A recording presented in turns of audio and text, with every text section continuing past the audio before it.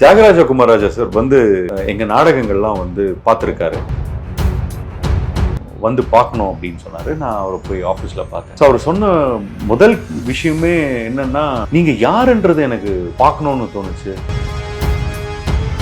அவர் யோசனையே அது எப்படி அவர் யோசிக்கிறாருன்னு தெரியல. என்ன தாட் ப்ராசஸ் அவர் எப்படி யோசிக்கிறாரு, எப்படி டிசைன் பண்றாரு ஒரு கேரக்டரை, கதையை எந்த பெர்ஸ்பெக்டிவ்ல அவர் யோசிக்கிறாருன்றதே நமக்கு. தனுஷ் அவருடைய படத்துல நடிக்கணும்னு எனக்கு, அவருடைய படத்துல இல்லை, அவரோட காம்பினேஷன்ல நடிக்கணும் அப்படின்னு. பிகாஸ்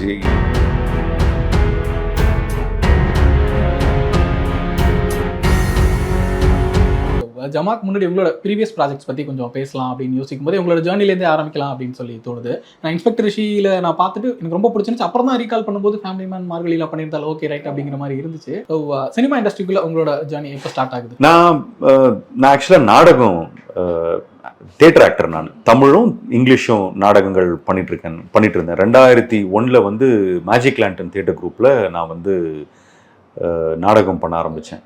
ஸோ பிரவீன், ராஜீவ் கிருஷ்ணன், குமரவேல் அண்ணன், பசுபதி, ஹன்ஸ், இவங்க எல்லாரும் தான் எனக்கு வந்து குரு. இவங்க கிட்ட இருந்து தான் நான் நாடகம் கற்றுக்கிட்டது. இவங்களோட தான் நான் வந்து இத்தனை வருஷமாக நாடகங்கள் பண்ணிட்டு இருக்கிறது. ஸோ தொழிலும் பண்ணிட்டு நாடகமும் நான் பண்ணிட்டு இருந்தேன். எனக்கு அது வந்து ரொம்ப ஃபுல்ஃபில்லிங்காக இருந்தது. ஏன்னா நடிக்கணும்னு ஆசை. அது ஸ்டேஜில் நடிக்கக்கூடிய வாய்ப்பு வந்து ரொம்ப கஷ்டம், எல்லாருக்கும் கிடைக்காது. அது கிடைச்சிது. பொன்னியின் செல்வன் மாதிரி ஒரு நாடகத்தில் நான் வந்து வந்தியத்தேவன் நான் பண்ணதும் அது ஐ திங்க் அது ஒரு பிக்கெஸ்ட் லக்குன்னு நினைக்கிறேன். எனக்கு அது எப்படி நடந்ததுன்னு இது வரைக்கும் எனக்கு தெரியல, பட் ஆனால் நடந்தது. ஸோ இப்படி தான் என்னுடைய நாடகங்கள் பண்ணிட்டு பிஸ்னஸ் பார்த்துட்டு இருந்தேன். ஓடிடி தான் எனக்கு ஒரு பெரிய சேஞ்ச் கொடுத்தது. என்ன மாதிரி நிறைய நடிகர்கள் டெக்னீஷியன்ஸுக்கு வந்து ஒரு ஓப்பனிங் கொடுத்தது வந்து ஓடிடி தான். ஏன்னா சினிமா அப்படின்றது இட்ஸ் வெரி லிமிட்டட். அகேன் சினிமாவில் எப்படி போய் சான்ஸ் கேட்குறது, யார்கிட்ட போய் சான்ஸ் கேட்குறது, என்ன மாதிரி படங்கள் வருது, எதுவுமே நமக்கு தெரியாது. ஸோ எங்கே போகிறது, யார்கிட்ட கேட்குறதுன்றதே தெரியாது. அதனால் சினிமா பக்கம் நான் போனதே கிடையாது. ஃபேமிலி மேன் 2க்கு முன்னாடி நிலா ஓடிவா அப்படின்ற ஒரு வெப் சீரிஸ் வந்து வியூவில் ஜேஎஸ் நந்தினி தான் டைரக்ட் பண்ணாங்க 2018. அப்போ நாங்கள் பண்ணோம். அதுதான் ஓடிடி வந்து இந்தியாலேயே வந்து எத்தனை பேருக்கு 2018 தெரியும்ன்றது தெரியாது. பட் தமிழ்ல சுத்தமா நிறைய பேருக்கு தெரியாது.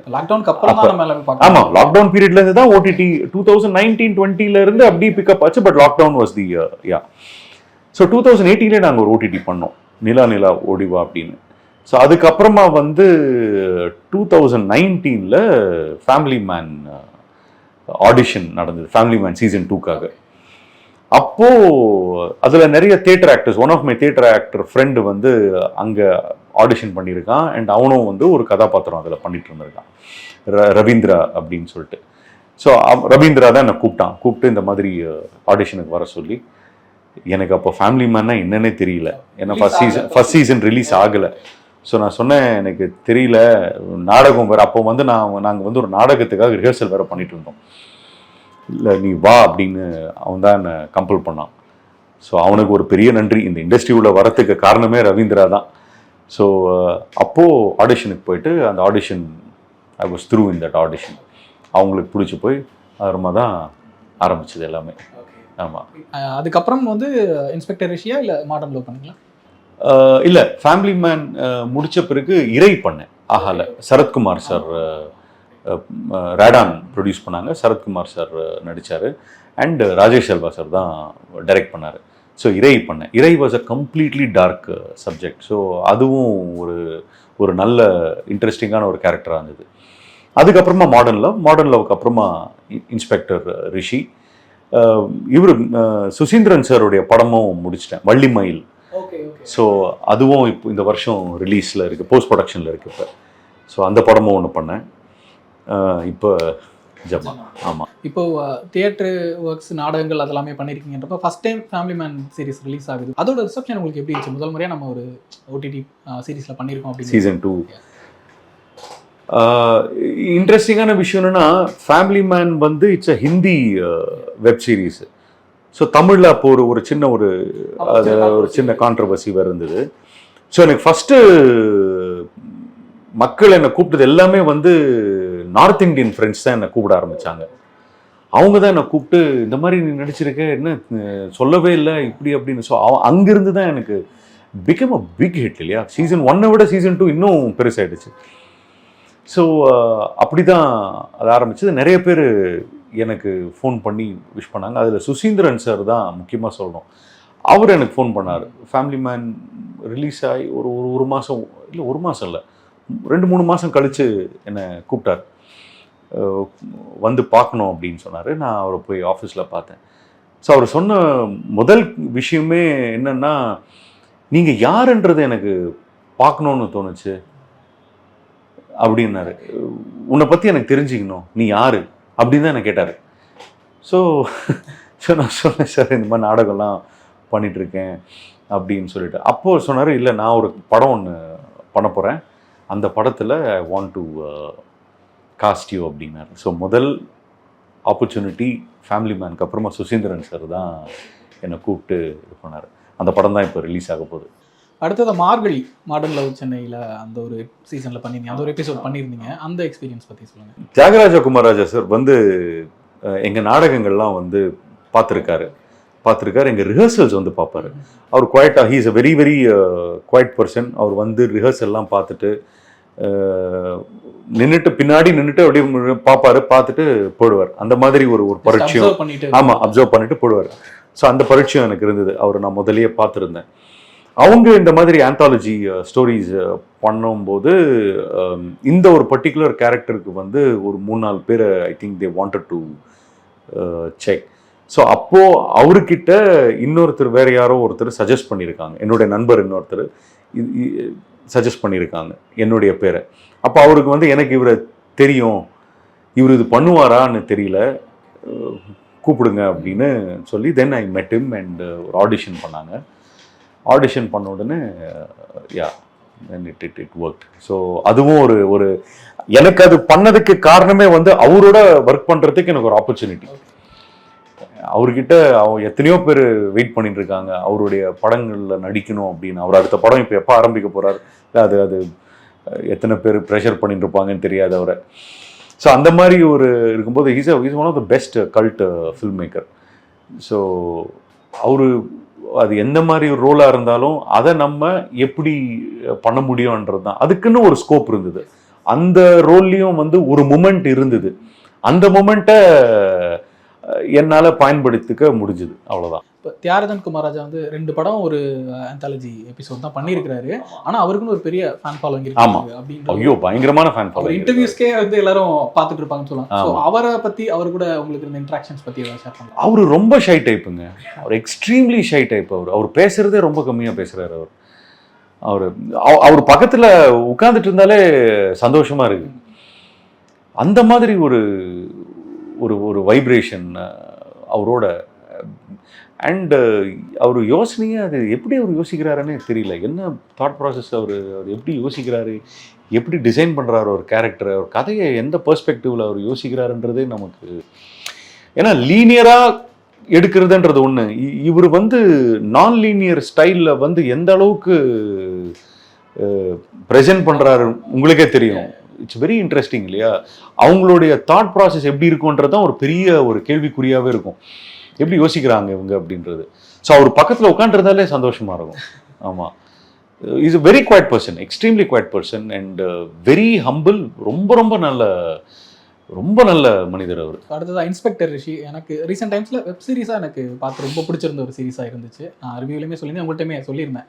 அதில் முக்கியமான கேரக்டர் சத்யாங்கிற கேரக்டர் நினைக்கிறேன், அதை எடுத்து பண்ணியிருந்தீங்க, சூப்பராக பண்ணியிருந்தீங்க. ஃபஸ்ட் டைம் பார்க்கும்போது ஒரு நல்ல உங்களோட வாய்ஸ் மாடுலேஷனே அழகாக இருந்துச்சு. இந்த கேரக்டரோட டிசைனும் சரி, உங்களோட மேனரிசம் சரி, நீங்கள் பேசுகிற விஷயங்கள் எல்லாமே ரொம்ப இம்ப்ரெசிவாக இருக்கிற மாதிரி. அந்த ப்ராஜெக்ட் பற்றி சொல்லுங்கள். அது வந்து ஒரு ட்ரீம் ப்ராஜெக்ட். அது ஜேஎஸ் நந்தினி அவங்கள வந்து அவங்க முதல்ல இந்த கதையை வந்து 2013-14 எனக்கு சொன்னாங்க. அப்போ படமாக பண்ணுறதா இருந்தது. அது ஆரம்பித்தோம் கூட, பட் ஆனால் அது நடக்கலை. அது வேறு சப்ஜெக்ட் வந்து கதை அம்சமே வேற மாதிரி இருந்தது, படம் வேற, எல்லாமே. அதுக்கப்புறமா என்னாச்சு, அது பல முயற்சிகள் நடந்தது. பட் ஆனால் அந்த படம் நடக்காமலே போயிடுச்சு.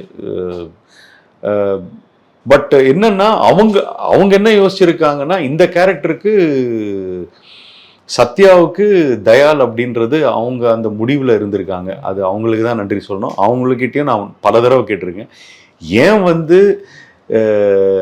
நான் தான் இதை பண்ணணும்னு யோசிச்சிங்கன்றது எனக்கு தெரியல அப்படின்னு. நான் பண்ணால் கரெக்டாக இருக்கும் அப்படின்னு ஏன் யோசிச்சிங்கன்றது எனக்கு இது வரைக்கும் தெரியல அப்படின்னு அவங்ககிட்டயே நான் பல தடவை சொல்லியிருக்கேன். அதுக்கு அவங்க இது வரைக்கும் பதிலும் சொன்னதில்லை பெருசாக.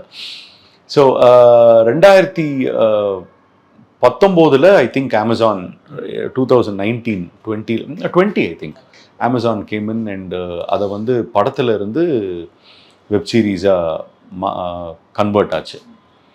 அப்போ கதை வேற மாதிரி ஆகுது. கதை கோர் அதுவாக இருந்தாலும் பட் கதையே வேற மாதிரி, ப்ரெசன்டேஷனே வேற மாதிரி ஆயிடுச்சு. ஸோ அப்படி நான் அந்த கதை ஆரம்பத்திலிருந்து எனக்கு ஒரு டச் இருந்துகிட்டே இருந்தது. ஏன்னா சம்டைம்ஸ் டிஸ்கஸ் பண்ணுவோம், ஷீல் கால், வீல் மீட், அந்த மாதிரி இப்படி இருக்குது கதை இந்த மாதிரி அப்படின்னு அப்டேட் கொடுப்பாங்க. ஸோ நிறைய பேசியிருக்கோம். ஸோ அது எனக்கும் வந்து பர்சனலாக வந்து ஒரு என்னுடைய கதை, என்னுடைய படம், அந்த மாதிரி எல்லாரும் ஒரு ஓனர்ஷிப். இப்போ ஜமாவும் அதே தான், அந்த மாதிரி ஒரு ஓனர்ஷிப் எடுக்கிறோம் இல்லையா? அது எல்லா படங்கள்லையும் நடக்காது. அது டைரக்டர் கையில் தான் இருக்குது அந்த ஓனர்ஷிப் வர்றது. அந்த மாதிரி டைரக்டர்ஸ் இவங்க. ஜேஎஸ் நந்தினியும் அப்படி தான், அதை வந்து ஒப்படைச்சிருவாங்க. அது நம்மளுடைய ரெஸ்பான்சிபிலிட்டி ஆகிடும். ஸோ அதுக்கு நான் ப்ரிப்பரேஷன் பண்ண வேண்டியது இருந்தது. எப்போவுமே ஒரு கேரக்டருக்கு வந்து ஐ டூ அ ஹோம்ஒர்க். ஏன் இந்த கதையில் இந்த கான்ட்ரிபியூஷன் என்ன, அண்ட் இந்த கேரக்டர் வந்து எப்படி இருப்பான், லுக்லேயும் பாடியிலையும் அவன் டோன்லேயும் எல்லாமே எப்படி இருக்கும் அப்படின்றது I will write it down. அப்போ தான் அது then I will discuss with director. அவங்களுக்கு வந்து என்ன ஒர்க் ஆகுது, இல்லை அவங்க சொல்கிற இன்புட்டும் இருக்குது, எனக்கு இப்படி தான் இருக்கணும் அவன் அப்படின்னு அவங்க சொல்கிறாங்க. ஸோ அதை வச்சு டெவலப் பண்ணுறது. ஸோ இதுக்கு வந்து நான் சில ஹோம்ஒர்க்கும் பண்ண வேண்டியது இருந்தது. அப்பார்ட் ஃப்ரம் இன்டர்னலி ஃபாரஸ்ட்டுங்களுக்கு போக வேண்டியது இருந்தது. ஸோ தேனி போனேன். தேனி போயிட்டு அங்கே ஒரு 3-4 நாள் தங்கி ஃபாரஸ்ட் அஃபிஷியல்ஸோட ட்ரெக்கிங்லாம் போய் அவங்களுடைய பழக்க வழக்கங்கள் என்ன மாதிரி, அவங்க பார்வை எப்படி இருக்குது, நீங்களும் நானும் பார்க்குற பார்வையே கிடையாது. அவங்க காட்டுக்குள்ளே நம்ம 2 பேரும் போகிறோன்னா நாம் காடை பார்க்குறோம் இல்லையா? நாம் பார்க்குற விதம் வந்து மரங்கள் நல்லா இருக்கே, பச்சையாக இருக்கே, இது இருக்கே, சில்லுன்னு இருக்குது, இப்படி தான் நம்ம பார்ப்போம். ஒரு பறவைகளை பார்ப்போம், விலங்கை பார்த்தா டூரிஸ்ட் மாதிரி தான் பார்ப்போம். அவங்க பார்க்குறது வேறு மாதிரி.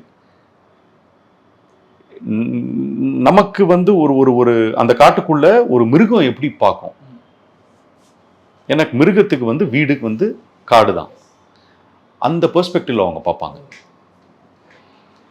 ஸோ அது எனக்கு ரொம்ப முக்கியமாக தேவைப்பட்டது. இல்லைன்னா வராது. ஏன்னா கண்ணு தானே, நம்ம ஒரு வார்த்தையை, நம்ம ஒரு லைனை நம்ம பேசுகிறோன்னா எந்த அளவுக்கு நம்ம உள்வாங்கியிருக்கோம், அது எந்த அளவுக்கு நாம் பிலீவ் பண்ணுறோம் அப்படின்றத வச்சு தான் கண்ணு உங்களுக்கு கதையை சொல்லுது. வார்த்தைகள் சும்மா புரிதலுக்காக, பட் ஆனால் அதோடைய உண்மையான மீனிங் வந்து கண் மூலியமாகவும் பாடி மூலியமாகவும் தான் வர்றது. அது புரியணும்னா அங்கெல்லாம் போனால் தான் வரும் அப்படின்ற எனக்கு ஒரு எண்ணம் இருந்தது. அதனால் ஐ வெண்ட், நிறைய படித்தேன், நிறைய டாக்குமெண்ட்ரிஸ் பார்த்தேன். இவங்க எப்படி இந்த ஆஃபீஸர்ஸாக இவங்க எப்படி என்ன மாதிரி இருக்காங்க, என்னது யூனிஃபார்ம் டிசைன் பண்ணதும், அந்த யூனிஃபார்மோடைய டிசைனையும் கொண்டு போய் காஸ்டியூமர் இவங்க டீம் கிட்ட காட்டினேன். அவங்க 3 பட்டன் தான் தெரியும். அதுக்கெல்லாம் ஒரு ரீசன் இருக்குது. 4வது பட்டன் வந்து உள்ளே தான் இருக்கும், வெளியே இருக்காது. நீங்கள் ஃபாரஸ்ட் ஆஃபீஷியல்ஸை பார்த்தீங்கன்னா 3 பட்டன் தான் இருக்கும், 4வது பட்டன் இருக்கவே இருக்காது. உள்ள வச்சிருப்பாங்க. பிரிட்டிஷ் காலத்துலேருந்து அது இருக்கான். ஏன்னா அந்த காலத்தில் வந்து பேண்ட்டை வந்து இங்கே போடுவாங்களாம். ஸோ 3 பட்டன் இருந்தால் போதும்னு, அது அப்படியே இன்னும் இருக்கு, மாறவே இல்லை. ஸோ அந்த மாதிரி விஷயங்கள் எல்லாம், அந்த சின்ன டீட்டெயிலிங் அதெல்லாம் கேதர் பண்ண முடிஞ்சது. அதுலேருந்து அந்த கேரக்டரை வி டெவலப்ட். ஆமாம், ரொம்பவே இம்ப்ரெசிவாக இருக்குது சார். ஒரு கேரக்டருக்கு நீங்கள் ரிசர்ச் பண்ணுறது, அதுக்கு ரெடி ஆகிறதுன்னு சொல்லிட்டு அதோட ரிசல்ட் தான் நாங்கள் பார்க்குறதுன்னு நினைக்கிறேன். அது ரொம்ப முக்கியம் இல்லையா? ஒரு விஷயம் இருக்குது, அதான் கதைக்கும் கதாபாத்திரத்துக்கும் என்ன தேவையோ அதைத்தான் நடிகர் செய்ய வேண்டும். நடிகருக்கு என்ன தேவையோ அதை செய்யக்கூடாது. அப்படி செய்தால் நடிகர் தான் தெரிவார், கதாபாத்திரம் தெரியாது. Okay, so this is very clear. Star பண்ணுறதுன்றது வேற. ஸ்டார் அப்படின்னும் போது நம்ம அந்த ஸ்டாரை பார்க்க தான் போகிறோம். அந்த ஸ்டார்னால ஒரு கதை நடக்குது. ஸோ அதோடைய பெர்ஸ்பெக்டிவ் வேற. அது இன்னொரு விதமான ஒரு என்டர்டெயின்மெண்ட். ஒரு கதையாக நம்ம ஒரு விஷயம் பண்ணுறோம் அப்படின்னும் போது கதை தான் முக்கியம். அதில் ஆக்டர்ஸ் வந்து அந்த கதையோடைய கதாபாத்திரம் தான். அப்படிதான். அதில் நீங்கள் பண்ணுற சத்யான்ற கேரக்டர் வந்து ஒரு காட்டோட நல்ல அபிமானம் இருக்கக்கூடிய ஒருத்தர், எல்லா உயிர்களையும் நேசிக்கக்கூடிய ஒருத்தர். அதை தாண்டி இர்ஃபானுக்கும் சத்யாவுக்கும் இருக்கக்கூடிய நட்பு ஸ்பெஷலாக இருக்கும். ஆமாம், பர்சனலாகவே நீங்கள் 2 பேரும் அப்படி தானே? நாங்கள் ரொம்ப க்ளோஸ். ஆமாம், அதுதான் அங்கே ரிஃப்ளெக்ட் ஆச்சு. ஏன்னா எங்களுக்கு 23 வருஷம் பழக்கம். அவர் எனக்கு குரு. ஸோ அவர் வந்து குதின்னா குதிப்பேன் நான். அந்த மாதிரி பிரவீன் குமரவேலன்னா அந்த அளவுக்கு என்னெல்லாம் மோல்ட் பண்ணியிருக்காங்க. ஸோ இன்னைக்கு இதெல்லாம் பண்ண முடியுதுன்னா அது அவங்களால தான். ஸோ அந்த கேரக்டரை பற்றி யாரை வந்து காஸ்ட் பண்ணலாம் அப்படின்னு பேசிட்டு இருக்கும்போது என்கிட்ட கேட்டாங்க, ஜேஎஸ் நந்தினி அவங்க தான் கேட்டாங்க, குமரவேலனை எப்படி இருப்பார் இந்த கேரக்டருக்கு அப்படின்னு கேட்டார். நான் சொன்னேன், 2 விஷயத்துலையும் இது பயங்கரமாக ஹிட் ஆகும், ஒர்க் அவுட் ஆகும். ஒன்று வந்து ஆஸ் தட் ரோல் அவர் பண்ணார்னா அது ரொம்ப நல்லாயிருக்கும். இந்த இர்ஃபானுக்கும் சத்யாவுக்கும் இருக்கிற ஒரு கெமிஸ்ட்ரி, அது நம்ம எந்த ஒரு எஃபர்ட்டும் எடுக்க வேணாம், அது அப்படியே வெளில வரும். ஏன்னா அந்த மாதிரி ஒரு மரியாதை தான் நான் அவர் மேலே வச்சுட்டு இருக்கேன். அந்த கதையில் என்ன எப்படி வருதோ அதே மரியாதை தான் நான் அவரோட வச்சுட்டு இருக்கேன், அவர் மேலே வச்சுட்டு இருக்கேன். ஸோ அதனால வந்து அது ஆட்டோமேட்டிக்காக அது வந்துடும், அந்த கெமிஸ்ட்ரி வந்துடும் அப்படின்னு. ஸோ அப்போ தான் அவர்கிட்ட அப்ரோச் பண்ணி பேசினாங்க. லக்கிலி அவரும் அவைலபிளாக இருந்தார், பிடிச்சிருந்தது கதை. அப்படிதான் அது நடந்தது. எங்களுக்கு 2 பேருக்கும் இருக்கிற பர்சனல் ரிலேஷன்ஷிப்போடைய ரிசல்ட் தான் அது. ஆமாம் சார், இப்போ நீங்கள் ஒரு கேரக்டருக்கு எப்படி ரெடி ஆகுறீங்க, எப்படி ரிசர்ச் பண்ணுறீங்கன்ற ப்ராசஸ் ஒன்று சொன்னீங்க. அதுக்கு முன்னாடி நீங்கள் அந்த தியேட்டர் பிளே, அந்த கூத்து அதிலலாம் பண்ணிக்கிட்டு இருக்கும்போது அதில் இருந்த ஒரு ஃபவுண்டேஷன் இருக்கும்ல, அது எந்த அளவுக்கு உங்களுக்கு இப்போ ஹெல்ப் பண்ணுது? ரொம்ப டெக்னிக்காலிட்டி இஸ் டிஃப்ரெண்ட்.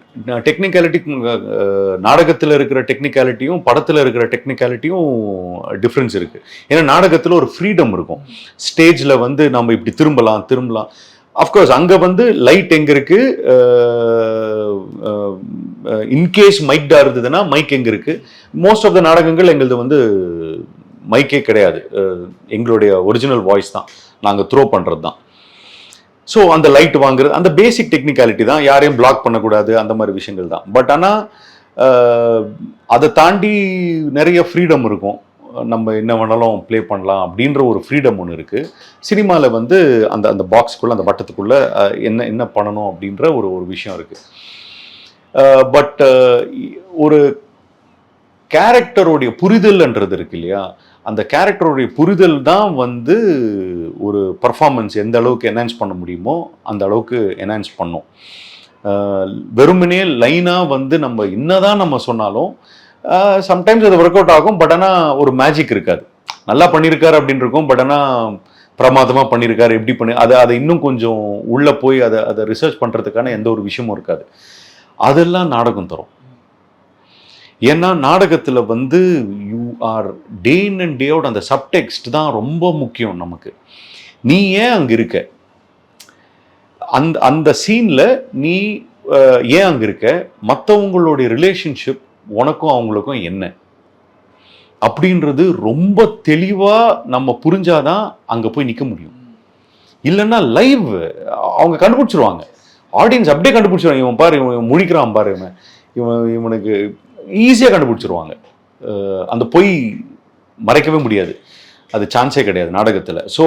ஸோ உண்மையாக இருக்கணும் அப்படின்றது தான். So you need to be so honest and you need to trust அப்படின்னுவாங்க. இன்னொரு சக நடிகரோட அந்த அளவுக்கு நீ நம்பணும்.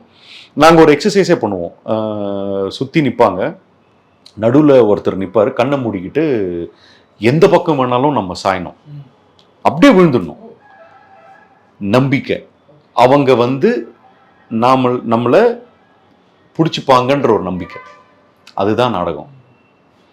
ஸோ அது வந்து என்ன பண்ணுதுன்னா, சினிமாவில் understanding of that script, understanding of the character ரொம்ப ஈஸி ஆகிடுது. அதுதான் நாடகம் பண்ணுற ஒரு அதனால தான் மேபி தியேட்டர் ஆக்டர்ஸ் வந்து இந்த சேலஞ்சிங் ரோல்ஸ்க்கு வந்து கூப்பிடுறதுக்கு காரணம் வந்து மேபி அதுதான், அதனால தான். இப்போ தியேட்டர் பிளேயில் வந்து டைரெக்டாக ஆடியன்ஸ் முன்னாடி நீங்கள் பெர்ஃபார்ம் பண்ணுறீங்க அப்படிங்கிறப்போ ஹைலி ரியாக்டிவாக இருக்கணும், ஹைலி எக்ஸ்ப்ரெசிவாக இருக்கணும்னு ஒரு விஷயம் சொல்லுவாங்க. அப்புறம் வாய்ஸ் ரொம்ப லவுடாக நல்லா எல்லாருக்கும் கேட்குற மாதிரி சத்தமாக பேசணுன்ற விஷயம் சொல்லுவாங்க. பட் இதெல்லாமே நம்ம இங்கே சினிமாவில் லிமிட் பண்ணிக்கிட்டு பண்ணணும்னு இருக்கலாம். அது உங்களுக்கு சேலஞ்சிங்காக இருந்துச்சா எப்படி சார்? ஆமாம், ஸ்டார்டிங்கில் ஃபஸ்ட்டு இதில் ஏன்னா இவ்வளோ சத்தம் ரொம்ப சட்டிலாக பேச வேண்டியது இருக்கும். சில ரோல்ஸ் வந்து கத்துற மாதிரி இருக்கலாம், பட் ஆனால் சிலதெல்லாம் வந்து ரொம்ப சட்டிலாக பேசுகிற மாதிரி இருக்கும். ஸோ இதெல்லாம் கொஞ்சம், பட் ஆனால் அதெல்லாம் ஒன்றுமே கிடையாது. அது அது இம்மீடியட்டாக வந்து நம்ம அதுக்கு அலைன் பண்ணிக்கலாம். அது ஒன்றும் பெரிய விஷயமே கிடையாது. இன்னொன்று, நாடகங்களில் வந்து எப்போவுமே நிமிர்ந்து பார்ப்பாங்க. நிமிர்ந்து அது பார்க்குற ஒரு விஷயம் ஒன்று இருக்குது. ஏன்னா ஸ்டேஜ் அந்த மாதிரி இருக்கலாம், ஆடியன்ஸ் வந்து மேலே வரைக்கும் இருக்கலாம், பால்கனியில் இருக்கலாம். ஸோ அதனால் இப்படி தான் பார்க்கணும் நாடகங்களில். பட் சினிமாவில் வந்து கேமரா முன்னாடி நீங்கள் இப்படி பார்த்தீங்கன்னா அசிங்கமாக தெரியும். ஸோ இது வந்து எனக்கு ஜேஎஸ் நந்தினி வந்து நிலா ஓடிவாலியே எனக்கு காட்டினாங்க. எனக்கு புரியல. ஸோ எடுக்கும்போது இல்லை இன்னும் கொஞ்சம் சின் டவுன் பண்ணுங்க அப்படின்னு. ஸோ 2-3 வாட்டி அந்த மாதிரி எனக்கு கரெக்ஷன் பண்ணாங்க. அதுக்கப்புறமா அவங்களுக்கே புரிஞ்சிருச்சுன்னு நினைக்கிறேன் ஏன் எனக்கு இந்த மாதிரி நடக்குதுன்னு. ஸோ அவங்க கூப்பிட்டு அந்த ஷார்ட்டை காட்டினாங்க. அதுக்கப்புறமா சின் டவுன் பண்ண ஷார்ட்டை காட்டினாங்க. அப்போ தான் எனக்கு புரிஞ்சுது. ஸோ இந்த மாதிரி சின்ன சின்ன விஷயங்கள் தான். அது ஒன்ஸ் அது நமக்கு இதாயிடுச்சுன்னா, பட் கற்றுக்கிற விஷயம் ஒரு படங்கள்லையும் ஒரு ஃப்ரேம்லையும் நம்ம புதுசாக கற்றுக்கிட்டே இருப்போம். பட் இந்த மாதிரி சின்ன சின்ன விஷயங்கள் நீங்கள் சொன்ன மாதிரி எல்லா தியேட்டர் ஆக்டர்ஸ்க்கும் இருக்குன்னு எனக்கும் அந்த வாய்ஸும் இருந்தது. சட்டிலாக பேசுறது, அதுக்கப்புறமா மூமெண்ட்டை வந்து கொஞ்சம் ரெஸ்ட்ரிக்டிவாக இருக்கிறது, ஃப்ரேம்குள்ளே இருக்கிற மாதிரி மூவ் பண்ணாமல் பேசுறது, இந்த மாதிரிலாம் இருந்தது. அதெல்லாம் கொஞ்சம் என்னவோ கட்டி போட்ட மாதிரி இருக்கும். பட் அது இப்போது ஒன்றும் பிரச்சனை இல்லை. நீங்கள் வந்து உங்களை ஒரு ஆக்டராக எப்படி எவாலுவேட் பண்ணுறீங்க சார்? இப்போ அந்த தியேட்டர் பிளே டைமில் இருந்ததுக்கும் இப்போது வெப் சீரிஸ் சினிமாலாம் பண்ணதுக்கப்புறமும் இந்த ஜேர்னியில் வந்து உங்களை ஒரு ஆக்டராக எப்படி பார்க்குறீங்க நீங்கள்? என்டர்டெயின் பண்ணணும், அவ்வளோதான். இன்ஸ்பெக்டர் ரிஷி வந்த பிறகு தான் எனக்கு வந்து ஒரு பெரிய எக்ஸைட்மெண்ட் எனக்கு. I want have fun in front of the camera. அதுதான் என்ஜாய் பண்ணணும். ஸோ என்ஜாய் பண்ணணுன்னா சேலஞ்சிங்கான ரோல்ஸ் தேவை. சேலஞ்சிங்கான ரோல்ஸ் இருந்ததுன்னா I want to have fun in front of the camera. அதை எக்ஸ்ப்ளோர் பண்ணணும். ஸோ அந்த எக்ஸைட்மெண்ட் தான் எனக்கு ஆக்சுவலாக இப்போதைக்கு இருக்குது. அது ஒன்று தான் இப்போ எனக்கு இது. சான்ஸ் வரணும், சான்ஸ் எல்லாம் வரும். பட் ஆனால் சேலஞ்சிங்காக அந்த கதைக்கு என்ன கான்ட்ரிபியூட் பண்ணுது அந்த கேரக்டர் அப்படின்றது ரொம்ப கிளியராக இருக்கணும். அப்போ தான் you can actually have fun in front of the camera. Yeah. இப்போ வள்ளி மயில் சொல்லியிருந்தீங்க, சுசீந்திரன் சார் ப்ராஜெக்ட்டு. அது இல்லாமல் வேற என்ன அப்கமிங் ப்ராஜெக்ட்ஸ் இருக்குது சார்? இன்னொரு வெப் சீரிஸ் ஒன்று இருக்குது, இன்னொரு படமும் இருக்குது. அது இன்னும் நான் ஆமாம் அது ஃபார்மலாக அக்டோபருக்கு மேலே தான் ஷூட் போகுது. ஸோ அது ஃபார்மலாக அது வர்ற வரைக்கும் சொல்ல முடியாது இப்போதைக்கு. பட் யா, 2 ப்ராஜெக்ட் இருக்குது. இப்போ சொன்னீங்க உங்களோட கேரக்டர் வந்து அந்த கதைக்கு எந்த அளவுக்கு கான்ட்ரிபியூட் பண்ணுதுங்கிற பொறுத்து தான் ஒரு கதையோ ஒரு படத்தையோ சூஸ் பண்ணுவேன் அப்படிங்கிற மாதிரி. அதை தாண்டி உங்களுக்கு ரொம்ப இன்ஸ்பைரிங்காக இருக்க டேரக்டர்ஸ், இவங்க படத்தில் எப்படினாலும் நான் நடிப்பேன் அப்படிங்கிற மாதிரினா யாராவது? ஐயோ, நிறைய பேர் இருக்காங்க அந்த மாதிரி. நிறைய பேர் இருக்காங்க. அது 1-2ன்னு கிடையாது. எனக்கு டைரக்டர்ஸும் அதுக்கப்புறமா ஆக்டர்ஸும் இருக்காங்க. எனக்கு வந்து சில ஆக்டர்ஸோடு நான் நடிக்கணும் அப்படின்றதும் எனக்கு ரொம்ப விருப்பம். குறிப்பாக தனுஷ் அவருடைய படத்தில் நடிக்கணும்னு எனக்கு, அவருடைய படத்தில் இல்லை, அவரோட காம்பினேஷனில் நடிக்கணும் அப்படின்னு. பிகாஸ் எனக்கு கேள்விப்பட்டதில் ஹீஸ் எக்ஸ்ட்ரீம்லி ஒரு ஃபயர் மாதிரி இருப்பார் அப்படின்னு கேள்விப்பட்டிருக்கேன் ஸ்க்ரீன், கேமரா முன்னாடி. ஸோ அந்த சேலஞ்ச் எனக்கு ஐ வாண்ட். அவரோட அந்த மாதிரி நிறைய பேர் இருக்காங்க. இப்போ தனுஷாரோட ஃபேவரட் ஃபிலிம் எதுவும் சொல்லலாமா? அசுரன் என்னுடைய ஃபேவரட். அதுக்கப்புறமா திருச்சிற்றம்பலம் எனக்கு ரொம்ப ரொம்ப ரொம்ப பிடிச்ச படம் திருச்சிற்றம்பலம். கம்ப்ளீட்லி டிஃப்ரெண்ட் ஃப்ரம் அசுரன். எனக்கு ஆக்சுவலாக கேப்டன் மில்லரும் எனக்கு ரொம்ப பிடிச்சிருந்தது. ஆமாம், as an actor I think அவர் வந்து ரொம்ப ரொம்ப கரெக்டாக பண்ணியிருந்தார் அந்த படத்தை. ராயன் நான் ஆக்சுவலாக இன்னைக்கு தான் நான் போய் பார்க்க போகிறேன். ஓகே. ஆமாம், இன்னைக்கு ஈவினிங் பார்க்க போகிறேன். ஒரு டேரக்டராகவும் மாற ஆசை இருக்கிறாரு. நிஜமாக போய் பாருங்க. ஆமாம். இப்போ சினிமா பற்றி நிறைய விஷயங்கள் பேசியிருக்கிறீங்க. சினிமா தவிர்த்துட்டு பர்சனலாக உங்களை பற்றியும் ப்ரொஃபஷனலாக நீங்கள் என்ன வேலை பண்ணிகிட்டு இருக்கீங்க, அந்த விஷயங்கள் கொஞ்சம் ஷேர் பண்ணலாம். நான் ஒரு கார் ரெண்டல் கம்பெனி நடத்துகிறேன். ஸோ ஸோ அது வந்து completely different from cinema. So என்னுடைய வாழ்வாதாரம், என்னுடைய ட்ரீம் அது. ஸோ நான் முதல்ல வேலை பண்ணிகிட்டு இருந்தேன், ஏர்லைன்ஸில் வேலை பண்ணிகிட்டு இருந்தேன். அதுக்கப்புறமா வந்து நான் ரிசைன் பண்ணிவிட்டு 2007 இருந்து சொந்தமாக தொழில் பண்ணிகிட்ருக்கேன். ஸோ அதுதான் என்னுடைய கோர். ஸோ அதுவும் நாடகமும் தான் பண்ணிட்டு ரொம்ப ஜாலியாக போயிட்டுருக்கு. ஓன் பிஸ்னஸ்ங்கிறனால சினிமாவுக்கு போயிட்டு வரதெல்லாம் உங்களுக்கு பெருசாக ப்ராப்ளம் இருக்காது அப்படின்றது இல்லை. அங்கேயும் சேலஞ்சஸ் இருக்குது. எல்லாமே நம்ம பண்ண முடியாது. இல்லைன்னா நிறைய பண்ணலாம். ஸோ ரெஸ்ட்ரிக்டிவாக பண்ணுறதுக்கான காரணமும் அதுதான். நினச்சது எல்லாமே பண்ணிட்டு இருந்தோம்னா, பட் ஆனால் we have a very professional team. So அதுக்குன்னு எல்லோரும் நான் இருந்தால் தான் அப்படின்றது கிடையாது. We have a very professional team. அது முதல்ல இருந்தே நான் ரொம்ப கிளியராக இருந்தேன். ஒரு கம்பெனி, ஒரு நிர்வாகத்தை வந்து ப்ரொஃபஷ்னலாக தான் நடத்தணும் அப்படின்றதுல. ஸோ அதில் ஐ திங்க் முடிஞ்ச அளவுக்கு பண்ணியிருக்கேன்னு நினைக்கிறேன். ஸோ அதுவும் ஒரு சைடில் போயிட்டுருக்கு. ஃபேமிலி எல்லாமே இங்கே தான். ஒரு பக்கம் பிஸ்னஸ், அதுக்கு வேறு மாதிரி மைண்ட் செட், வேறு மாதிரியான ஒரு அப்ரோச் இருக்கணும். இன்னொரு பக்கம் ஆர்ட், ஆக்டிங், இதுக்குமே டிஃப்ரெண்ட்டான ஒரு அப்ரோச்சும் ஒரு மைண்ட் செட்டும் இருக்கணும். எப்படி ஹேண்டில் பண்ணுறீங்க?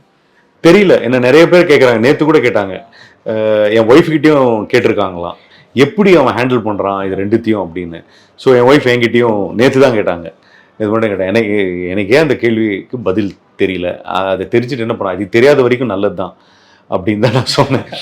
எப்படி பண்ணுறேன்னா அதை இது பண்ணிட்டு இருக்கோம், அவ்வளோதான். இருக்கே, டைம் இருக்கே, எல்லாத்துக்கும் டைம் இருக்கிறத நம்புகிறவன் நான். டைம் இல்லைன்னு சொல்கிறது ரொம்ப கஷ்டம். நமக்கு ஒரு விஷயம் பிடிக்காம இருக்கிறதுக்கு நம்ம சொல்லலாம். இல்லைன்னா இந்த விஷயம் வந்து நமக்கு உடன்பாடு இல்லை அப்படின்னும் போது அதுக்கு டைம் இல்லைன்னு நம்ம இது பண்ணலாம். பட் பிடிச்ச விஷயங்களுக்கு எப்போவுமே டைம் இருக்கும்னு நினைக்கிறேன். பிடிச்சது செய்யணுன்னா கண்டிப்பாக டைம் நீங்கள் கண்டிப்பாக டைம் எடுத்துப்பீங்க. கண்டிப்பாக இருக்கும். ரொம்ப ஒரு இன்ட்ரெஸ்டிங்கான கான்வர்சேஷனாக இருந்தது சார். ரொம்ப நன்றி. ஜமா பற்றியும் உங்களோட ஜேர்னி பற்றியும் நிறைய சுவாரஸ்யமான விஷயங்கள் எல்லாமே பேசியிருக்கீங்க. ஜமாவுக்கு வாழ்த்துக்கள். அடுத்தடுத்து பண்ண போகிற எல்லா ப்ராஜெக்ட்ஸுமே விசில் சார்பாக என்னுடைய வாழ்த்து. Thank you very much. Thank you very much.